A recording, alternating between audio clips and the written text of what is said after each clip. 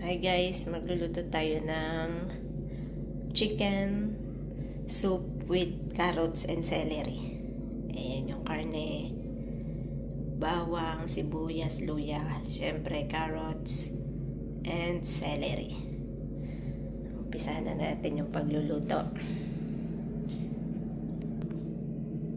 Isa natin ang luya.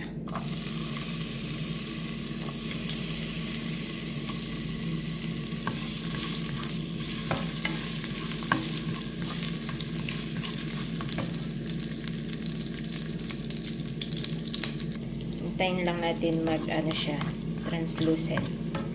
Translucent, tama ba? Basta yun.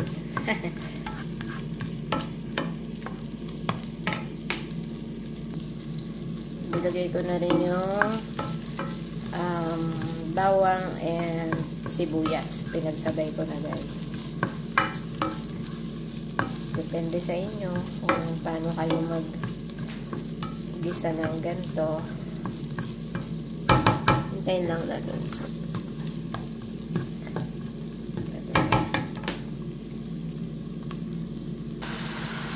Then, nilagay ko na yung chicken.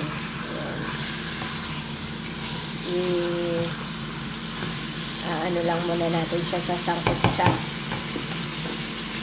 Hanggang sa lumabas yung mantika niya. Lalagyan ko na rin siya ng pampalasa. Lalagyan ko rin ng chicken cube. Yan, nilagyan ko na ng patis at saka pepper. Yung bawang na durog. Then, nagpapainit ako ng tubig para mamaya sa sabaw. Madali na lang kumulo pag nilagyan ng sabaw. Ayan guys, tatakpan muna natin hanggang sa lumabas yung mantika niya. Then, wait natin. I-ready ko na rin yung sili guys. Lalagyan. Tingnan mo. Frozen yan. Para matagal ang buhay. O, ayan. Ayan guys, kapag kaganyan na, lalagyan ko na siya ng water. Ayan, nalagyan na ng water. Then, ayan guys. Lagyan na natin yung chicken cubes. Then, lagyan na natin yung carrots and celery.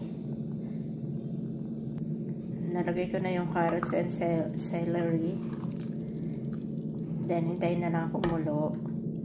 Tapos, check nyo lang kung luto na yung carrots. Then, hulog yung lalagay yung sili.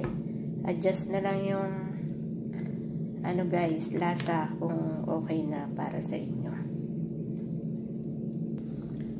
Ayan guys. Okay na to. Tikman natin.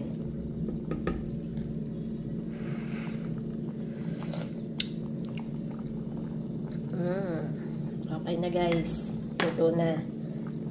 Lagyan na lang natin tong sili. Ang bango niya. Dahil sa celery. Then, patayin na natin yung